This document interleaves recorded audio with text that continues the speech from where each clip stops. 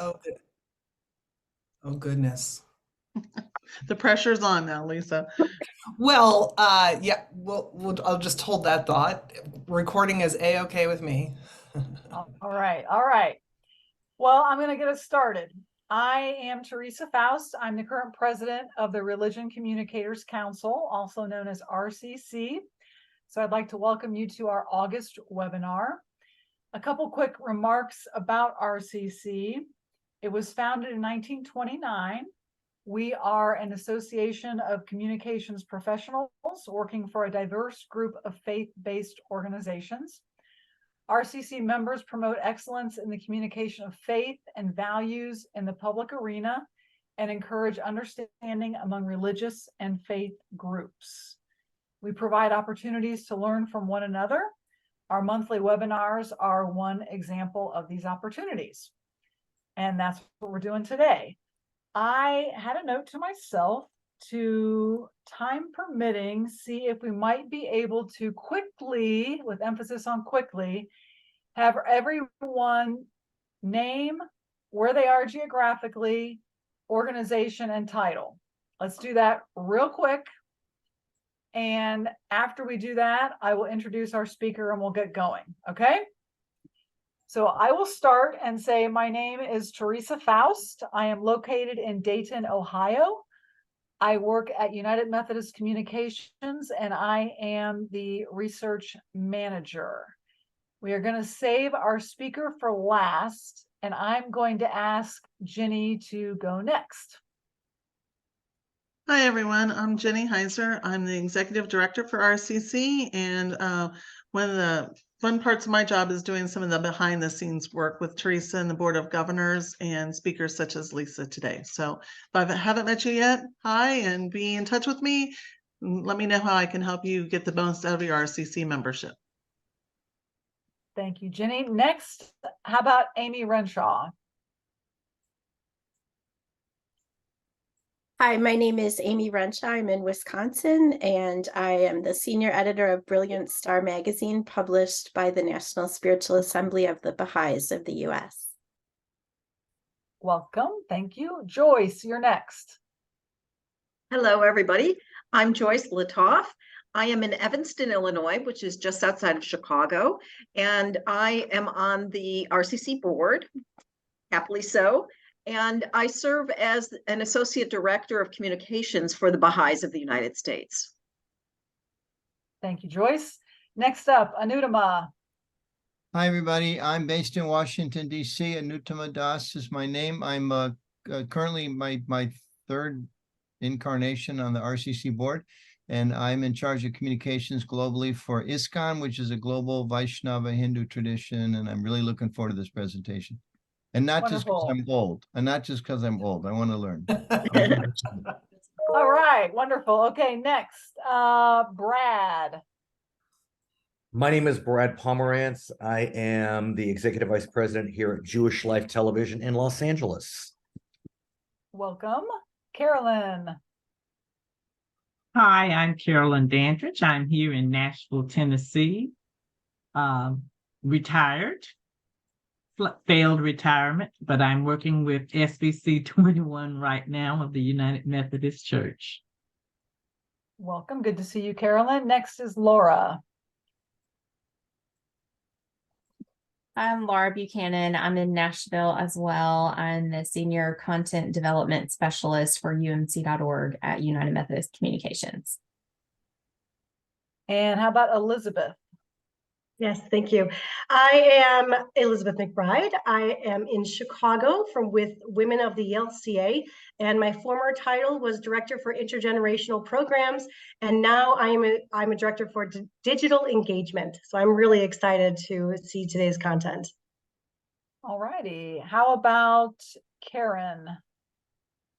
Hi, I'm Karen Perlman. I work at Hebrew Union College, Jewish Institute of Religion. I'm the Senior Digital Media Manager, and I am based in Toledo, Ohio. Welcome. Suzanne, you are next. Hi, everyone. Thank you. My name is Suzanne Morris. I'm the Public Relations Director for the Unitarian Universalist Association. And normally I am in Boston, but right now I'm actually on Cape Cod. Oh, nice. Okay. Chris. Yes, hi, I'm Chris Carpenter. I'm also in Evanston, Illinois at the Baha'i National Center. I'm a writer and editor. Welcome. Andrew.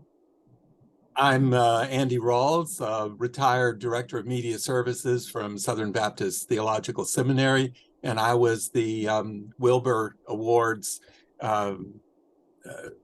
creator for 30 years for RCC. Yay, welcome. Glad you're here.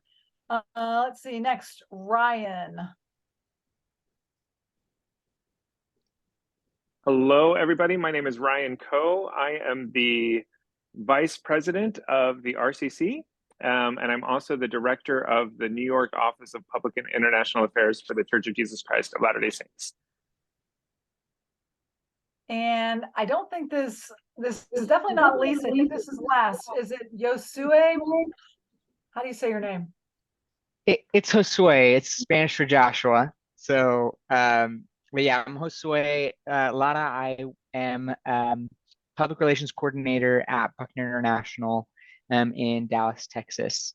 And so, yeah, just filling in for Chris Ruth, who's our Senior Director of PR. He kind of sent me this last minute, so I'm new. So okay, well, we're glad you're here. Please Yeah. speak up with any when we have our Q&A session. Sure, glad to be here. And I saw some other people jump in. Kathy Williams, can you do a quick intro, please? Oh, yes, I'm Kathy Williams. I'm Director of Communications for the Ursuline Sisters of Louisville, and I am also on the board for RCC. Thank you. Greg, we're just doing quick intros. Good afternoon, Greg Petrie, Director of Marketing and Advertising with United Methodist Communications. And Angel Garcia.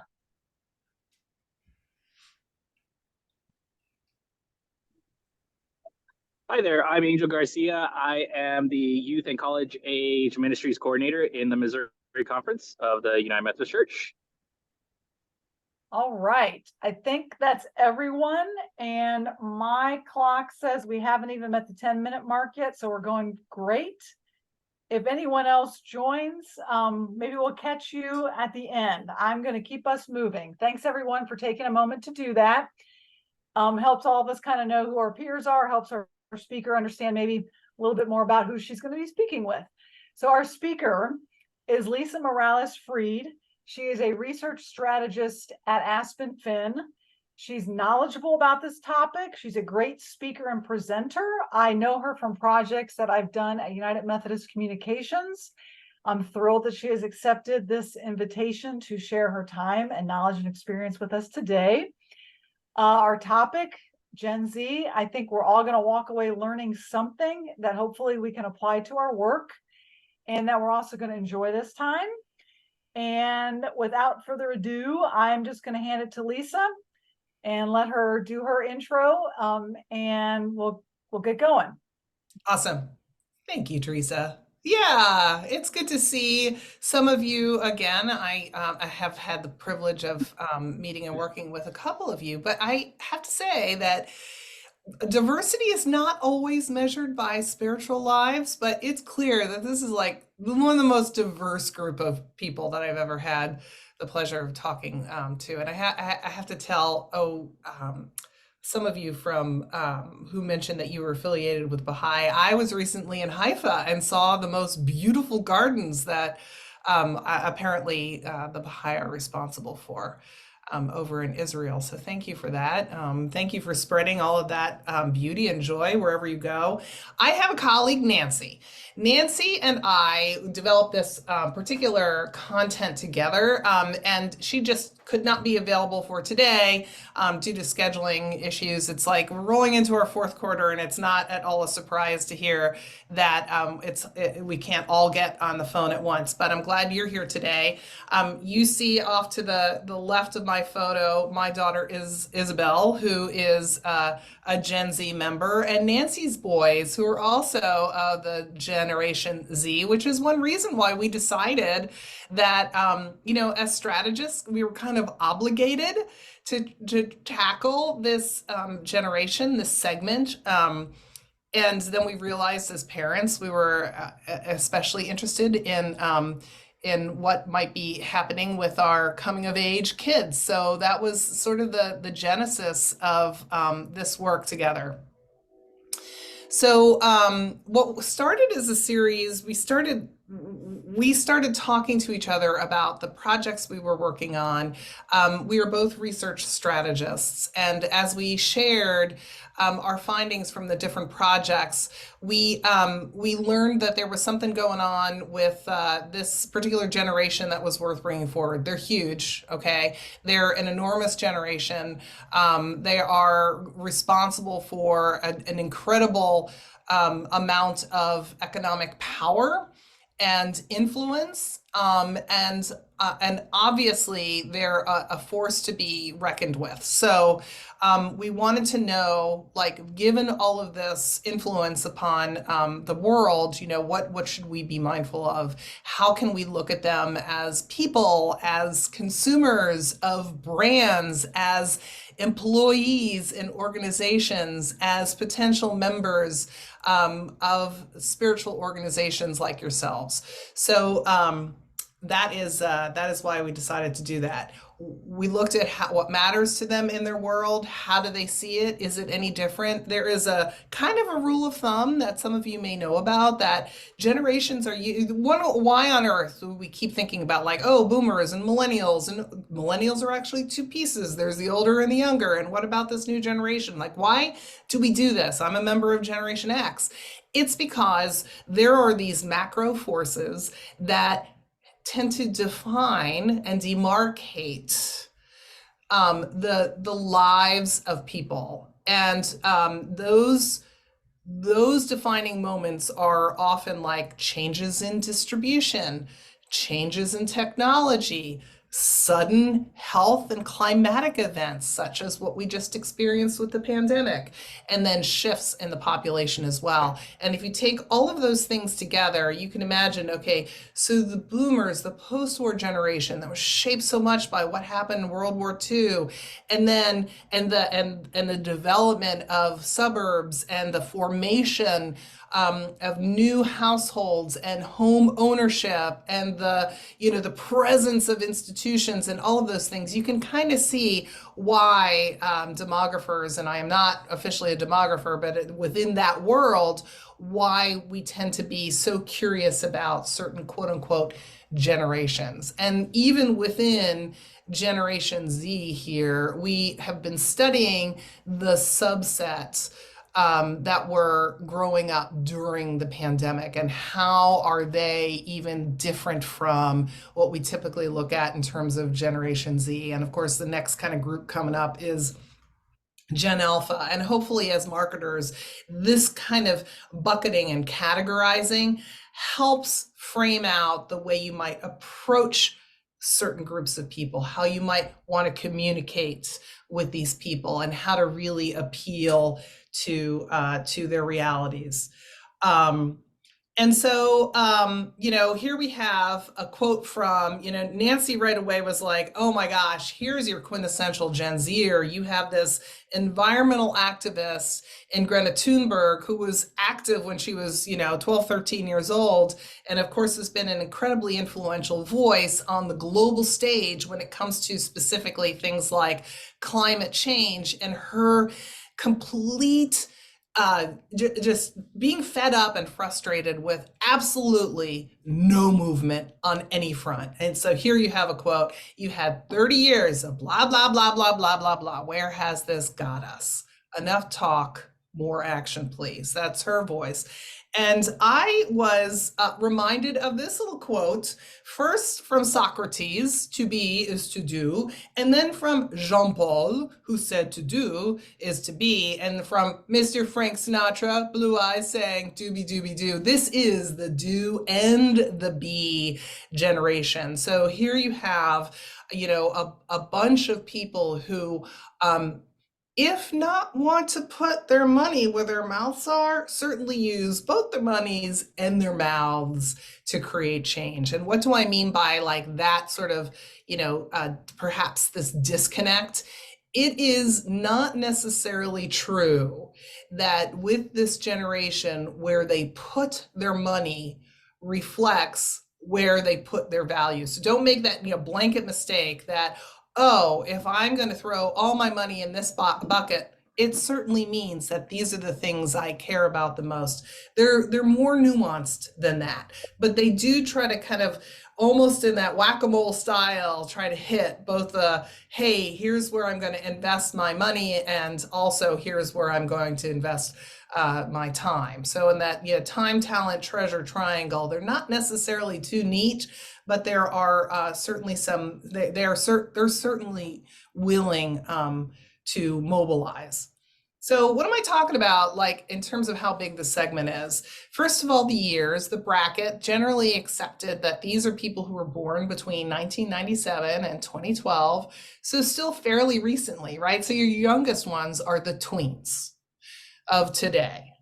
And when you think about emotional maturity and growth and development, those tween years, brief as they are, really begin to, that's, when their values certainly are forming, and you get a sense of who these people are going to be. We're talking about 30% of the population around the world. And that's a hefty chunk of people to think about. This is not Gen X, small, tiny sliver generation. This is like, wow, quite a substantial group of people. And they're 40% of the consumers in the US, with probably more now, $360 billion in disposable income. And what do I mean by more now? Well, we're citing data from 2021 here, and here it is, 2 years later. So you have to adjust for that upward, that increase in income, because here's a spoiler: these people, in fact, do like making money. Okay, so these are not going to be the sorts of people who are going to hide in a cave and wait for it all to blow over and live life simply and live off the grid or, off the earth. They're actually very interested in things like jobs and monetary gains, and of course, then having the disposable income to consider things such as their spiritual lives and the places that they want to most belong and contribute to. Their stress and anxiety levels are through the roof, and even more so with that pandemic-like segment, and the difference between stress and anxiety now versus stress and anxiety perhaps a generation ago, even 20 years ago, is that they're talking about it. It's not taboo. And not only is it not taboo, but they are, the people that we talk to are very open about seeking and talking about their mental health, seeking help in, through medical professionals, and also even through pastoral counseling. How can I make sure that I can, be the person that I want to be and manage the sort of stress and anxiety? So again, these are not retreating. They're just simply looking to feel both free to be themselves and safe in doing so. One of the reasons their stress levels, they say, are through the roof is because there's a lot to deal with these days. There's certainly a lot of very big, controversial, heavy topics that are on the table throughout the world, from climate change to political division to, and part of this also has to do with the fact that technology, it now connects us in real time to everything all the time, that it's harder to be isolated from what's going on in the world. So you have everything from the talk of, banks crumbling, interest rates soaring, we have now hurricanes as of a couple of days ago. So there's an awful lot to keep track of, and they've honestly inherited a mess. They kind of feel as if time is running out for everyone around the world. And it's not that they don't think that other people aren't doing anything. It's more like they have assumed responsibility by birthright that they've got to take care of some of the stuff themselves. So they're full of passion and they're full of interest in making life better for everybody. In fact, 82% though do feel that they can make a difference. So this is the other side of that anxiety coin, right? Like they're still counting on being able to do something meaningfully to help address global challenges. And again, in studying our little, pandemic sliver within this group, they're also coming out of the pandemic going, nothing's guaranteed.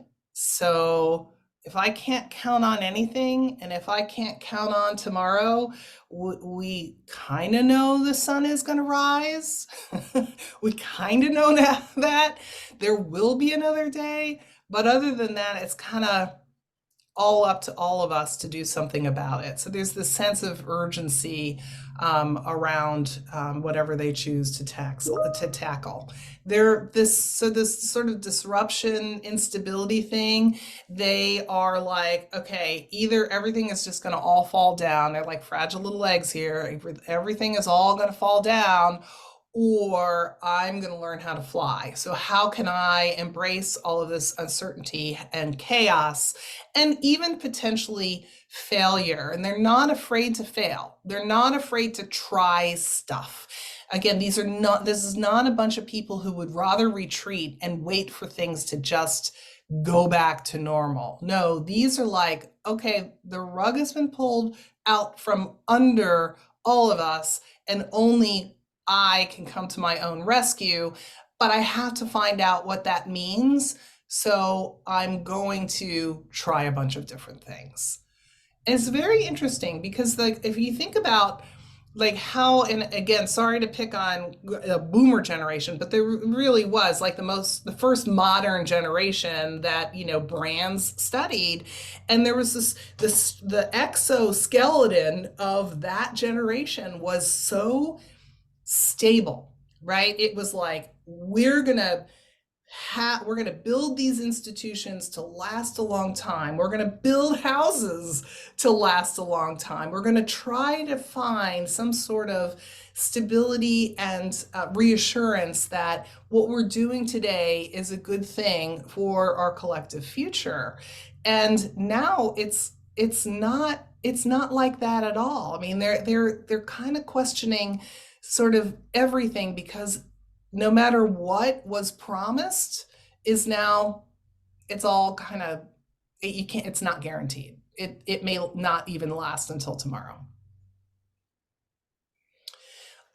In terms of this social media business, because we have seen how, yes, this is the social media generation. They're digital natives. They have a very, very, very short attention span, and they kind of know themselves, or at least they're looking for themselves. So they use social media as sort of almost like a mirror. And whenever they see something that seems to reflect their own worldview, so yes, confirmation bias, but whatever that reflects who they think they are and how they think they belong, they're going to sort of, stay a while. They're going to sit in the moment a little bit longer.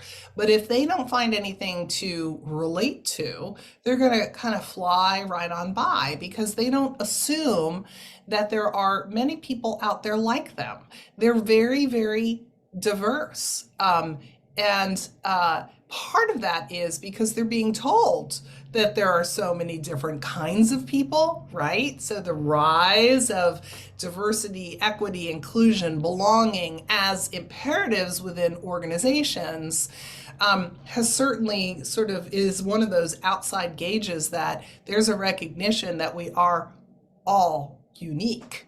But there's also this so that's part of it. But the other part is also that they're being given the freedom and insisting on being recognized as individuals and being recognized as people who don't fit easily into certain buckets. They know their influence, they know how much they can do just by, you know, their digital footprints.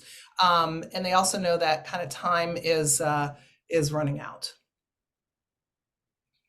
So how do we respond, right? So here we are as a bunch of communicators today, and you probably can also relate as mentors within your organizations to somebody who fits into this group, as certainly marketers, leaders, and so forth. How can we possibly respond, and why should it matter?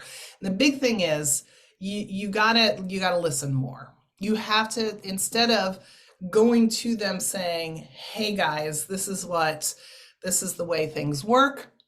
This is how we roll. This is how we do stuff. Invite them in. They love to collaborate. This is part of their way of feeling like they're doing something that makes a difference. They are not patient enough to wait for that feedback loop. So keep that in mind, right? So this is not the generation. I'll use charitable giving as an example.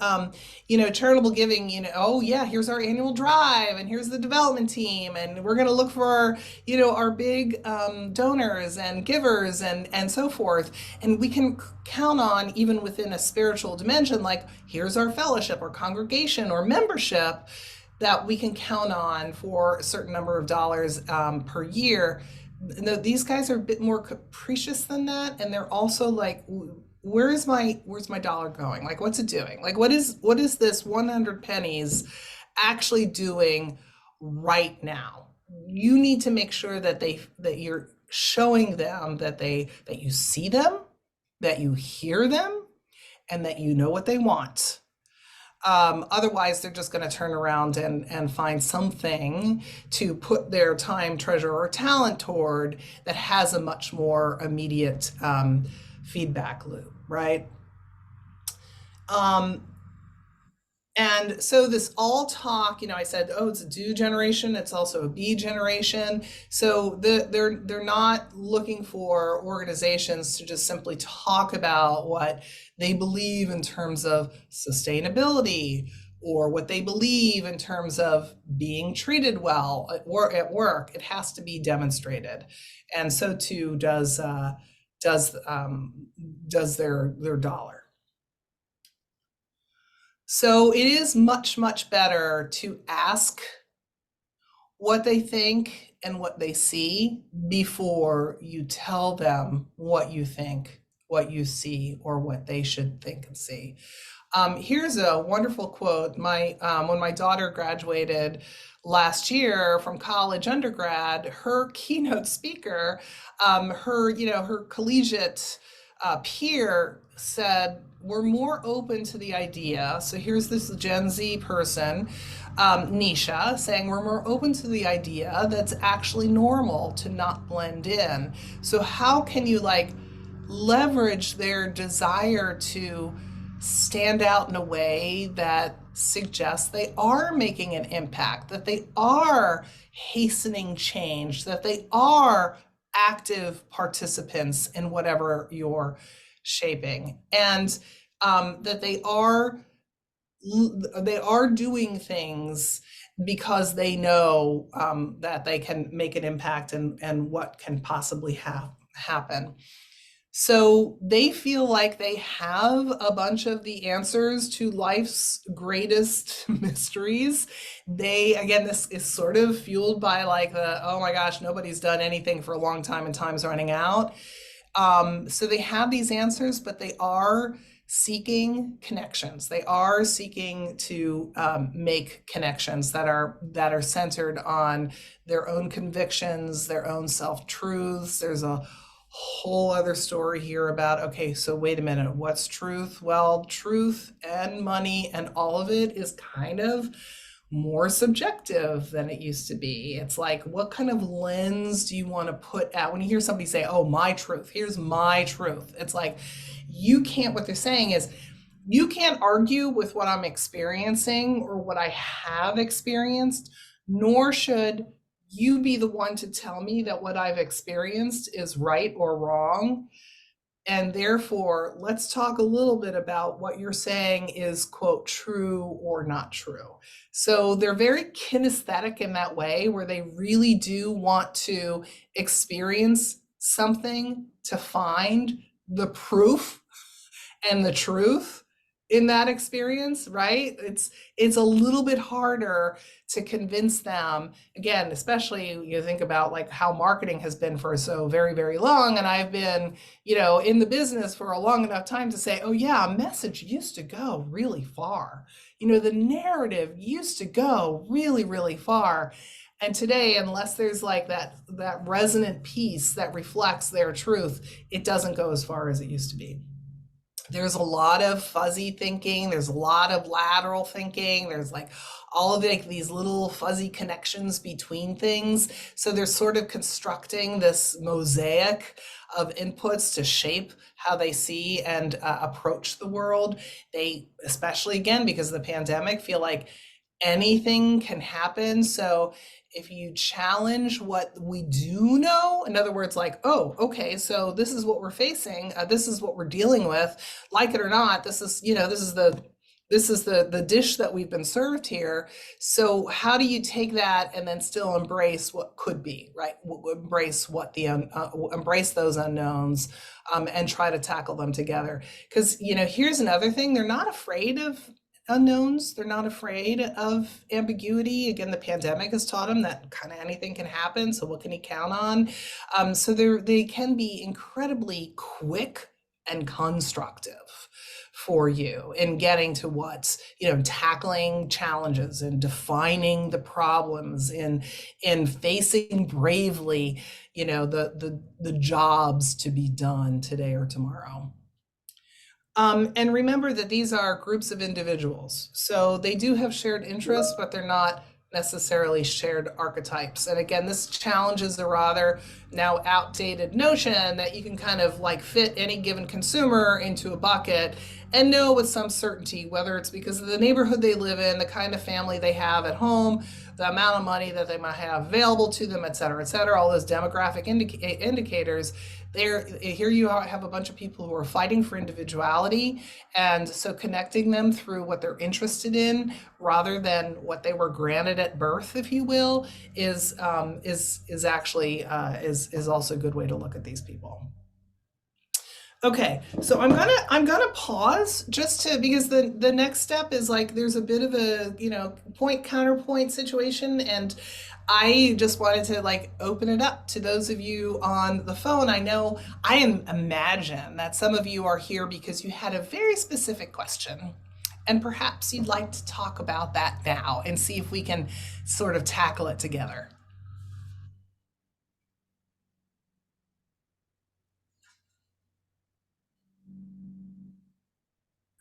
I have a question. How are you teasing out the sort of life cycle effects versus the actual impact of the experiences that they are having as an age cohort? Yeah, that's such a great question, because you're absolutely right. It's like, 20-year-olds, they're amazingly look rather similar as you go from generation to generation because of the, how people in general, right? How we age emotionally, intellectually, cognitively, and so forth. So I do think that, one of the reliable ways of looking at potential differences and demarcations between one generation and the next is to consider that macro environment. It's like, okay, so my daughter was 18 months old on 9/11, 2001. That was very much a defining moment. Lockdown, very much a defining moment.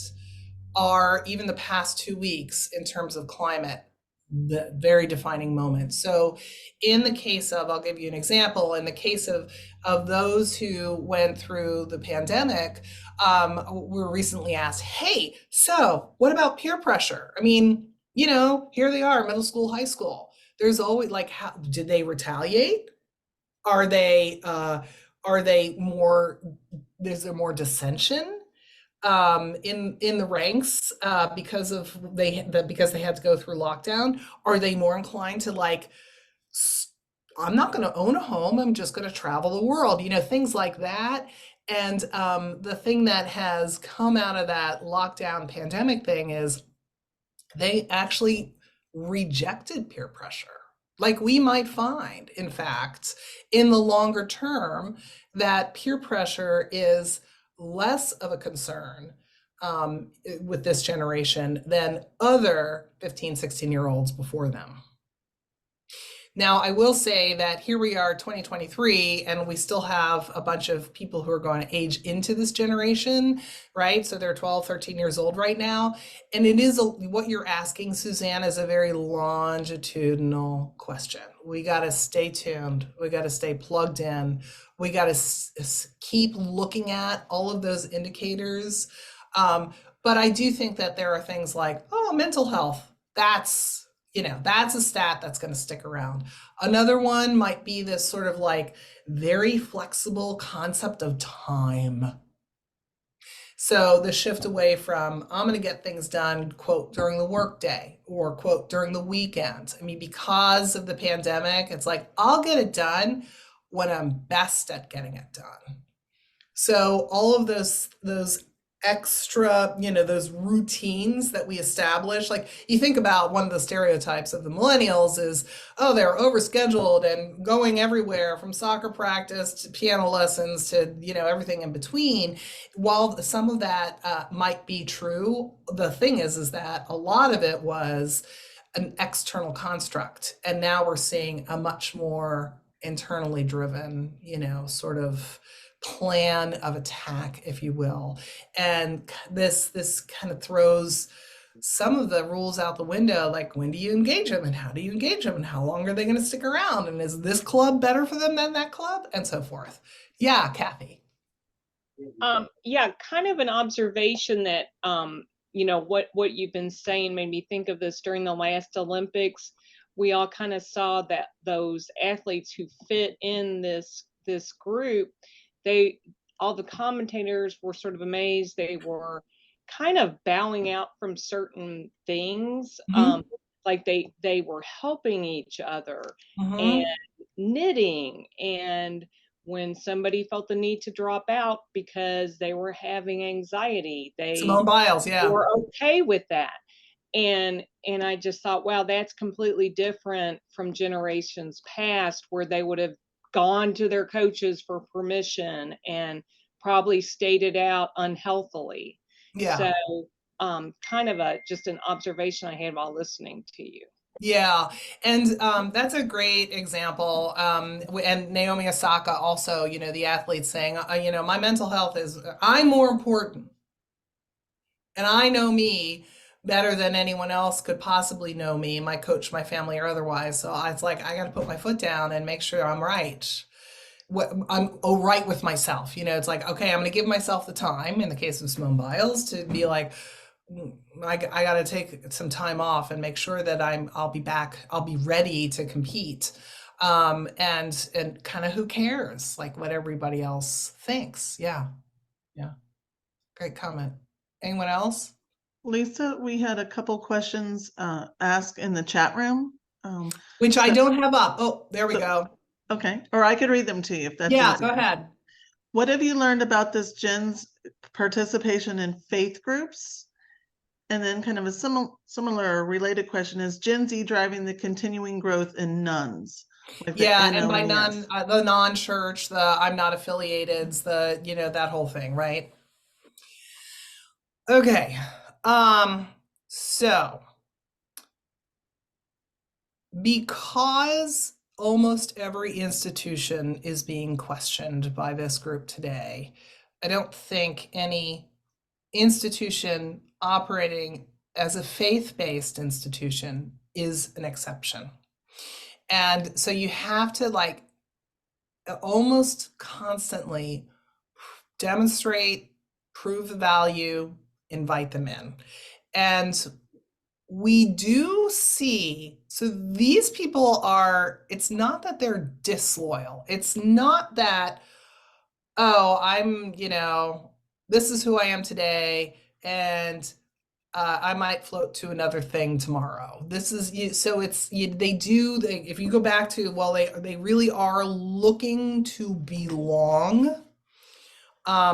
It does come down much more to, well, what are we doing locally to make these people feel as if they belong, rather than the probably broader brush strokes that can often define a certain faith-based organization. So if you think about, and I myself am a member of a faith-based organization, I attend church. Okay, so I do understand what you're asking about here, and the answer is still very much in that kind of locally, that cohort, and how can they connect with that cohort, and probably during times that are horribly inconvenient to faith-based leadership. So if you're talking about like, oh yeah, we're gonna have most everybody gets together on a Sunday morning, or most everybody is going to observe high holidays in this way and together, it's not so much defined by, say, the family, the household. It's much more individualistic than that. Messy. Did that answer questions? It seems like it has. Stress is just above political institution, its lowest ever. Yeah, 4.8 and on 1.2. And I don't know if that stat is like specific to Generation Z, but again, you have to assume they're looking at any institution sideways, right? So there's sort of this two-layer, like, okay, so prove the relevance of this institution for me. And if you think about that feedback loop, again, if you can think about ways to say, all right, look, this is the difference that our group is making in the lives of people who are your neighbors, friends, you can relate to, so on and so forth. That's the kind of meaning that they're looking for, and the sort of evidence they're looking for. If I could just elaborate really quick. Sorry, Lisa. Yeah. Because Angel. I threw out that comment out there. You're muted. You're muted. I can't hear you. Can you hear me now? Any better? Hello? That's weird. I can hear Angel. Lisa, you can't hear. Can you hear me? Teresa, Hello? I can't hear you now. Oh, that's weird. Can you hear me? Yeah. Weird. Can you hear me? So you can't hear us. How about type it Angel, in the put it chat. in the chat. Let me see if I can get to it that way.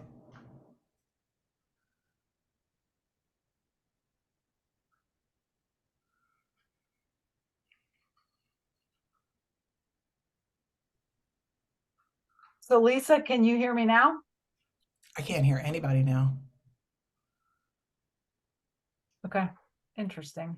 Teresa, But turn your Angel, you mic can hear- off and back on again just to see. Okay, because I can hear Lisa. Jenny, and Angel, why don't you I say can hear something? before. Okay. Yes, I can hear everyone as well. It sounds like Lisa can't hear us. It's okay. She's presenting. I'll just type it in. Don't worry. Okay, thanks. Darn, Lisa, what keep the going. heck? Here, let me do this. Somebody speak, and I'll try it again. Testing. Darn. All right, so here's what we're gonna do. Let's pretend that the machine will somehow magically give us our sound back, since it was there and then suddenly it was gone. Don't know why. So the next few slides are just simply about, like, well, let's look at two sides of a few different coins. For example, like, how are these people different, if at all, in terms of consumption behavior, right?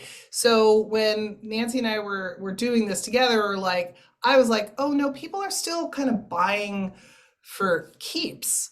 But what was once sort of the honorable thing to do, they now consider it should be an urgent thing to do, right? It should be necessary beyond like just it's convenient, or this would be great and look good, or whatever. It's more about like bringing a deeper meaning to things. But at the same time, they do they are quite impulsive still. They're still buying stuff in the moment. There's like, for example, a lot of thrifting going on. There's a lot of reselling and upcycling and all that kind of stuff. And how can I, as a consumer, still make choices that sort of reflect my values? So our point of convergence in this case is that it's as long as you recognize that the things they buy or the way they spend their money are driven both by this like fierce individualism, but a belief that I can do it better than the people before me. Like I'm making smarter choices. I'm buying things that because it makes a difference, it helps to reverse some of the ills, or it serves a greater purpose, or you name it. It's better for my skin. I mean, you can go on and on and on, but as long as it's like more than the thing itself, they're going to continue to buy it. What about in terms of like loyalty to brands, to institutions, whatever? We're still talking about the loyalty building years. I mean, we're still talking about people who like really are still, they're still shaping their values. They're still hammering things out. They're still becoming their own people. So absolutely continue to help build loyalty, to help shape those sort of longer term behaviors. I do think that there is an opportunity to establish rituals and new traditions and things like that. And some of them may look similar to traditions of the past, but they're going to be kind of reframed in their own image, if you will. Where like Nancy's like, yeah, we still have to rethink the loyalty playbook because however you define loyalty in previous generations is not going to be the way that Gen Z defines loyalty. And they're going to want to feel like here, and this kind of addresses that earlier discussion we had, is like, yeah, they want to feel free to fly away and come back again. So they don't like things like commitment, sign membership, loyalty, using those words makes them it feels a little anxious, but you will get them back if you continue to can show that what they're doing is contributing meaningfully to the direction, the growth, whatever, of an organization. What about in terms of brand relevance? I maintain that when you talk about a brand, it's still an asset. It's still a financial asset, and it usually grows over time. So you want to help contribute to that momentum through this generation. It's not like they're going to completely strip away everything that there is about a brand today as an asset and rebuild it from scratch. No, they're going to still adapt. They're going to still find a way to carve out their own space within something that they're already familiar with. And you can kind of see this in, I'm not a sneakerhead, but I do see in that world that you have people sort of reshaping what they think about Nike, Adidas, ASICS, so on and so forth, and putting their own stamp on it, whether it is through the work of a particular artist or the endorsement of a particular star, whatever. It's, you still have a lot of personalization within that. Where Nancy's like, yeah, but you still have to earn it every time. You gotta, think about loyalty beyond just the profit thing. You gotta show them, be more transparent in how stuff is done and why it's done that way and how it benefits everybody. So again, they're a very participatory group. They want to know, and again, how they belong. So, so you give them again, both sides is like, sure, you're unique and you're contributing uniquely. And gosh, we've never seen this before. And I'm so glad that you brought your gifts to this journey. But it's still strengthened through this sort of external, I'm doing this because they're listening to me and I feel like I belong here, and they're being open about everything. Okay, so just some concluding thoughts here.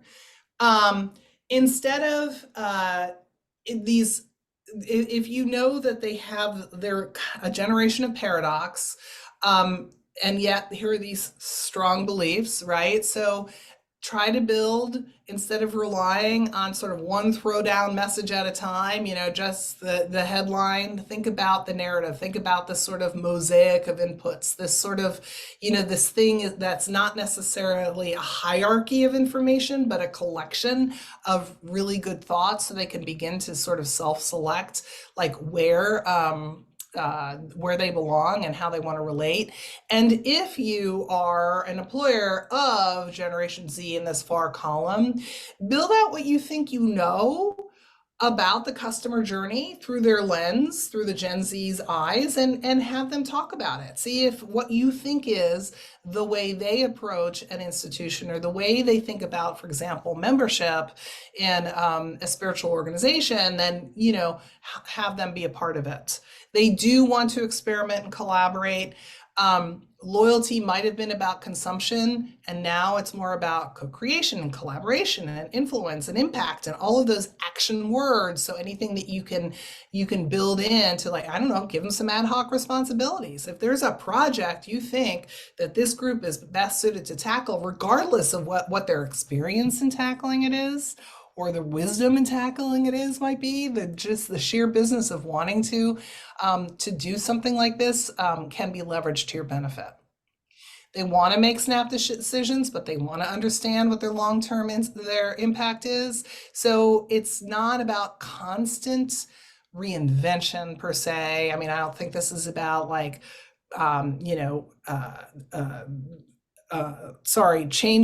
putting the ship in a totally new direction, but it is about making sure they know that you're open to it, right? Even if things are deeply baked into the culture, into the faith, into the institution, into the traditions, whatever it is, it's like, fine. But if they feel like there's a layer of openness that there's just like a little foam on top of that coffee, then I think they're going to be more ready to engage.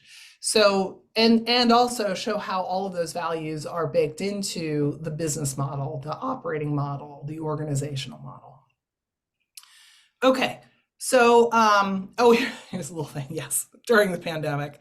So here you have a bunch of, in 20 years, our country is going to be run by people homeschooled by day drinkers. That was what we were facing in during lockdown. And it's true that things are going to look a little wacky when these people are parents. The way they raise children, I'm sure, will be a bit different. And here's a sneak peek. It's like, oh, mom and dad of today, they're sort of like, they're locked down in their routines, in their traditions, and their behaviors, and then this and that. Well, again, pandemic is like, nobody's been through this before. Let's go for broke. I've always dreamed, true story, I've always dreamed of owning a blueberry farm, said dad one day. Let's leave Chicago, move to Michigan, and start the blueberry farm. So you have these like sudden rapid shifts that were brought on in these recent years, yes, including COVID, but other things. Okay, really, Palm Springs, you can't drive in or out of right now? Do you think people are going to continue to leave California for other places? What about what's happening in Florida? Same thing. So there's like a lot of stuff that's pressing upon people within the US to rethink about the stability of where they live, what they do, how they raise kids, all that. And you're going to see it kind of come up in the next few years or so. All right, so Teresa, why don't I mute myself and let me see if I can hear anybody. All right, testing. Can you hear me now? Doesn't sound like it. So, Angel, can you hear me? Okay. Yes. Yeah. You're good. All right. Well, Lisa. Somehow do the characteristics of Gen Z cross national boundaries? Excellent question. We haven't conducted a full global study yet, but what we do see is that the world is much smaller. So while we can't say that like every continent is the same and every ethnic group is similar and so on and so forth as you move from westernized to emerging nations. No, I can't say that with certainty, but because the macro structure is felt in similar ways around the globe, chances are you're going to see more and more similarities versus in previous generations. I think the chat is the only way we can get through this. So if anyone else has any other question, please drop it into the chat. Retro seems huge with Gen Z. What is the allure to this? Well, nostalgia is always something to count on, truly. You know, there are, and look, if you have, and this sounds incredibly broad, but we haven't found it to be not true, that we all kind of want to have a window back into the past that we remember or the past that we wish we had. And so it's going to resonate in different ways, but nostalgia is chances are is always going to be a part of the at least a part of the consumer landscape. And for that matter, bringing people into a moment that is a more idealized experience than what they may experience every day. And I have to say that this generation is a bit more pragmatic. I mean, yeah, they seem idealistic, but they also know, again, it's like, oh, well, if I can't count on institutions, I got to do something about it myself, right? So they are pretty pragmatic, but it doesn't mean that they don't like to dream. It doesn't mean that they don't like to step into a dream. Big range between 11-year-old and 26-year-old. Research about kids 11 to 16 specifically. So yes, but. So yes, we have research on that particular, so 11 to 16-year-old, who they're that age now? No, but were they that age during lockdown? Yes. And it's just not, it's not ready for public consumption. So stick around.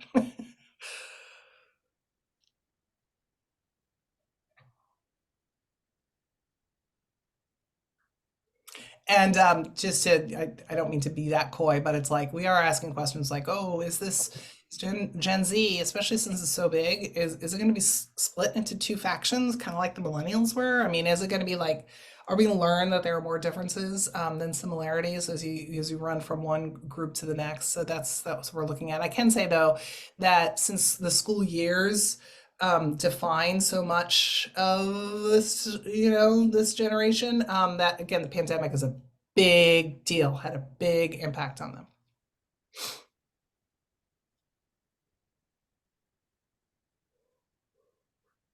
Anyone else?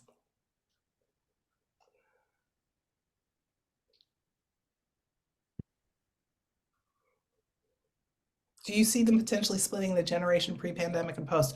We're looking at that. We're looking at that, and it's possible. Again, it's possible, but let's not be hasty. So, have kids moved on from the pandemic? Yeah, to them was like a fugue state. It's like they kind of remember, but they don't.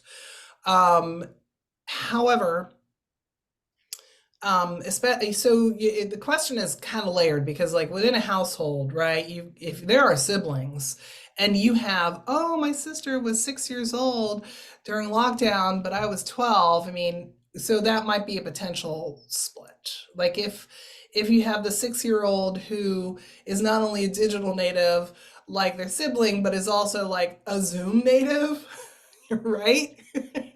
And the social structure is just flat out different than it was pre-pandemic, we might begin to see a split. So I can only offer some conjecture, and I don't think that's safe today for me to do that. Okay, and I think we're at time. Yeah, so. Yes, I'm going to type, yes, we are at time. Thank you, Lisa. And I will say to the group, we are recording this, and perhaps in a future RCC newsletter, you might see links to the recording and so on and so forth. So if you have a question about this, I'm going to put my email in the chat. You can certainly send me a direct email. And I will let Lisa know how thankful we are via email and other ways since she can't hear us. And I appreciate those of you putting things in the chat. Jenny, before we officially leave the Zoom, did you have any announcements you want to make? Yes, I just wanted to put on everyone's calendar. I shared it here in the chat or on the share screen. Hopefully you can see that. Our next session will be Tuesday, September 19th at 2 p.m. Eastern time again with Ryan Thogmartin, who is the founder of Uncommon Empire and CEO of Disrupt Media. And he will be talking about uncommon authenticity and owning your voice. So it should be an interesting one. Just wanted to get it on people's schedules so they can reserve the date.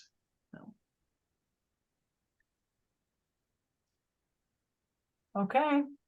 Well, with that, I will say thank you everyone for attending and a great question answer session. I know that personally I took notes. I was exposed to this when it first came out with Lisa and her colleague, and I thought it was fabulous. And that's why I asked Lisa to do it for us today. I took more notes today, and I know I can apply a lot of this to the work that we're doing at my organization. And I hope you all took away something that you can apply in your work. So until next time, thank you all very much. Thank you. Thank you all. Be well. Bye-bye. Thank you.